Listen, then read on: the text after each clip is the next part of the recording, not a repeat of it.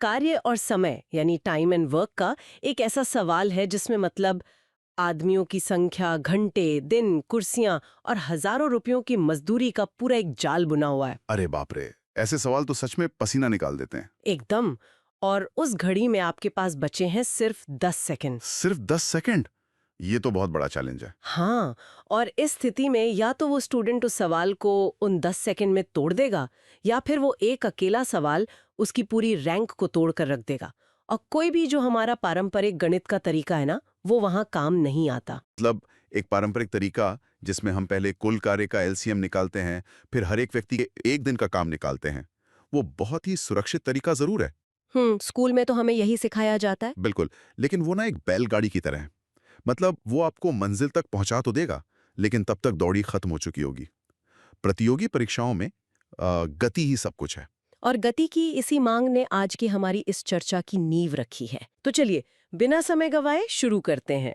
हमारी पीपीटी की पहली स्लाइड पर आते हैं। हाँ, तो स्लाइड 1 में ही ये स्पष्ट कर दिया गया है कि ये आदित्य सर की एआई मैथ्स क्लास है और इसका सीधा टारगेट है जटिल सवालों को 10 सेकंड में हल करना। तो चलिए आगे देखते हैं और दूसरी स्लाइड पर चलते हैं। यहीं पर हमें वो सूत्र मिलता है जिसे आदित्य सर द मास्टर की कहते हैं, यानी उनका रामबाण सूत्र। एकदम। और ये सूत्र स्क्रीन पर बहुत ही प्रभावशाली तरीके से दिखाया गया है।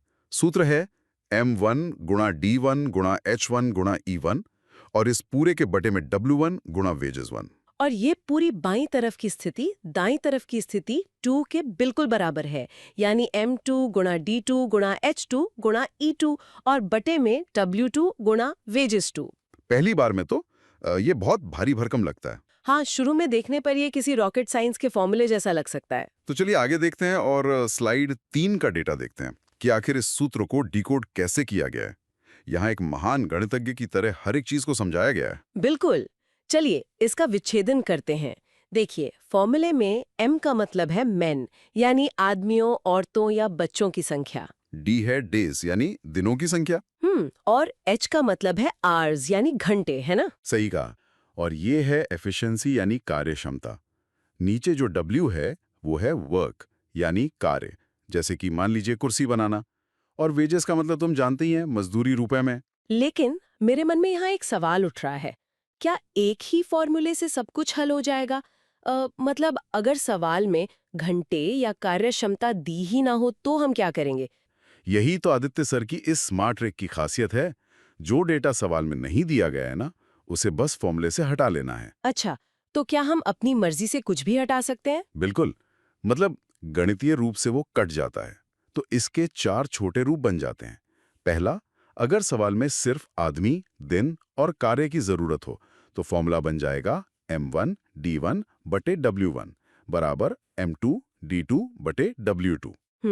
मतलब घंटे और मजदूरी को हटा दिया। हाँ, और दूसरा रूप, अगर सिर्फ आदमी और दिन की जरूरत हो तो ये और भी छोटा हो जाएगा। m1 d1 बराबर m2 d2। अरे वाह, ये तो बहुत आसान हो गया। और तीसरा रूप? तीसरा, यदि आदमियों की संख्या, दिन और घंटे की जरूरत हो तो W हट जाएगा और फॉर्मूला बनेगा m1 d1 h1 बराबर m2 d2 h2। और चौथी स्थिति वो होगी जहां दिन और कार्य क्षमता की बात हो, है ना? एकदम सही। अगर सिर्फ दिन और कार्यक्षमता की जरूरत है तो फॉर्मूला बन जाएगा d1 e1 बराबर d2 e2। तो मतलब सिद्धांत तो बहुत अच्छे से समझ आ गया। चलिए आगे देखते हैं और नेक्स्ट स्लाइड के डेटा में इसे आजमाते हैं कि ये असल में काम कैसे करता है। हाँ, स्लाइड 4 पर आते हैं। यहाँ एक बहुत ही कठिन सवाल दिया गया है। मैं सवाल पढ़ती हूँ। 18 आदमी 8 घंटे प्रतिदिन काम करके 10 दिनों में 24 कुर्सियां बनाते हैं और 42,000 रुपए कमाते हैं। 16 आदमी 10 घंटे प्रतिदिन काम करके 8 दिनों में 32 कुर्सियां बनाने के लिए कितनी मजदूरी अर्जित करेंगे? हम्म अगर कोई इस सवाल को बिना रामबाण तरीके के हल करे तो कम से कम 2-3 मिनट तो आराम से लग जाएंगे। बिल्कुल, इतने सारे नंबर्स हैं इसमें। तो चलिए आगे देखते हैं स्लाइड 5 में, जहां आदित्य सर ने इस फॉर्मूले में वैल्यू पुट की है, यानी मान रखा है। यहाँ स्थिति 1 और स्थिति 2 का डेटा अलग किया गया है। हाँ, तो स्थिति 1 का डेटा है m1 18, h1 8, d1 10, W124 और वेजेस 142,000। और स्थिति 2 का डेटा है M2 16, H2 10, D2 8, W2 32 और वेजेस 2 हमें निकालना है। अब यहाँ ध्यान देने वाली बात यह है कि सवाल में कार्यक्षमता यानी एफिशिएंसी का कहीं कोई जिक्र नहीं है। हाँ, मैंने भी नोटिस किया। तो इसीलिए E1 और E2 को फॉर्मूले से हटा दिया गया है।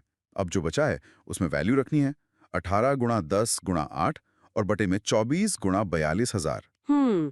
और बराबर के दूसरी तरफ आएगा 16 गुणा 8 गुणा 10 और बटे में 32 गुणा वेजेस 2। ये तो ऐसा है जैसा अभी हमने पिछली स्लाइड में सूत्र में देखा था। चलिए आगे देखते हैं और अगली स्लाइड का डेटा देखते हैं कि इसे काटा कैसे गया है, क्योंकि असली जादू तो कैलकुलेशन में है ना। बिल्कुल। स्लाइड 6 इसी स्मार्ट कैलकुलेशन पर है। देखिए आदित्य सर इसे कितनी तेजी से डिकोड करते हैं। दोनों तरफ ऊपर 10 और 8 मौजूद हैं। हाँ, बाईं तरफ भी 10 और 8 है और दाईं तरफ भी 8 और 10 है। तो ये सीधे कट गए, मतलब आधी कैलकुलेशन तो यहीं खत्म हो गई। अरे वाह। फिर दाईं तरफ देखिए, ऊपर 16 है और नीचे 32 है, तो 16 से 32 कटा 2 बार में। 16 दूनी 32, तो दाईं तरफ नीचे सिर्फ 2 और वेजेस 2 बचा है। एकदम। अब बाईं तरफ आते हैं, ऊपर 18 है और नीचे 24 है। इन दोनों को 6 से काटा तो ऊपर 3 आया और नीचे 4 आया। अच्छा, 6 तिया 18 और 6 चौके 24। हाँ, अब इस 3 से नीचे वाले 42,000 को काट दिया। 14 3 42 होता है, तो ये कटकर 14,000 हो गया। तो अब बाईं तरफ नीचे हमारे पास 4 और 14,000 बचा है। बिल्कुल। अब देखिए दाईं तरफ नीचे जो 2 बचा था, उससे बाईं तरफ नीचे वाले 4 को काट देंगे, तो 4 की जगह 2 आ गया। तो मतलब अब अंत में सिर्फ 14,000 और 2 बचता है। हाँ, और जब हम क्रॉस मल्टीप्लाई करते हैं तो 14,000 गुणा 2 हो जाता है। और फाइनल आंसर आता है 28,000 रुपए। सच में ये कोई साधारण कैलकुलेशन नहीं है। बिल्कुल नहीं, ये एक विजुअल पैटर्न पहचानने जैसा है, जहां दोनों तरफ की संख्याएं बस एक दूसरे को काट रही हैं। मतलब सच में इस तरीके से उत्तर 10 सेकंड में आ सकता है। तो ये कैलकुलेशन तो हो गई। चलिए आगे देखते हैं अगली स्लाइड में हमारे लिए क्या है। स्लाइड 7 प्रैक्टिस के बारे में है, क्योंकि जो सीखा है उसे आजमाने का वक्त भी तो आना चाहिए। हाँ, यहाँ 2 सवाल इस रामबाण फॉर्मूले से हल करने के लिए दिए गए हैं, वो भी 20 सेकंड के चैलेंज के साथ। पहला सवाल है, 15 आदमी 9 घंटे प्रतिदिन काम करके 12 दिन में 36 मेज बनाते हैं, तो 18 आदमी 8 घंटे प्रतिदिन काम करके 15 दिन में कितनी मेज बनाएंगे? यहाँ भी वही अप्रोच काम आएगी। मजदूरी का जिक्र नहीं है तो उसे फॉर्मूले से हटा देंगे। बिल्कुल। और दूसरा सवाल देखिए, ये और भी छोटा है। 20 बच्चे 5 दिन में 100 खिलौने बनाते हैं, तो 10 बच्चे कितने दिन में 50 खिलौने बनाएंगे? इसमें तो घंटे भी नहीं है, तो फॉर्मूले से एचपी गायब हो जाएगा। ये सच में बहुत ही स्मार्ट अप्रोच है। हाँ, और ये स्लाइड सफलता के मंत्र के बारे में है। मैं ये कोट पढ़ना चाहूंगी। हाँ, प्लीज पढ़िए। मंजिलें उन्हीं को मिलती हैं जिनके सपनों में जान होती है, पंखों से कुछ नहीं होता, हौसलों से उड़ान होती है। क्या बात है। मतलब तो चलिए आगे देखते हैं और हमारी अंतिम स्लाइड की ओर बढ़ते हैं, जो कि स्लाइड 9 है। हाँ, इस अंतिम स्लाइड में श्रोताओं के लिए एक बहुत जरूरी जानकारी है। बिल्कुल। तो जो भी श्रोता पूरी मैथ्स की हर रोज ऐसी ही अपडेटेड रामबाण ट्रिक्स सबसे पहले सीखना चाहते हैं, वो आज ही संकल्प समाधान यूट्यूब चैनल को सब्सक्राइब कर लें। हाँ, संकल्प समाधान। और हाँ, बेल आइकॉन को प्रेस करना मत भूलिएगा, ताकि अगली रामबाण ट्रिक आपको तुरंत यूट्यूब नोटिफिकेशन में प्राप्त हो सके।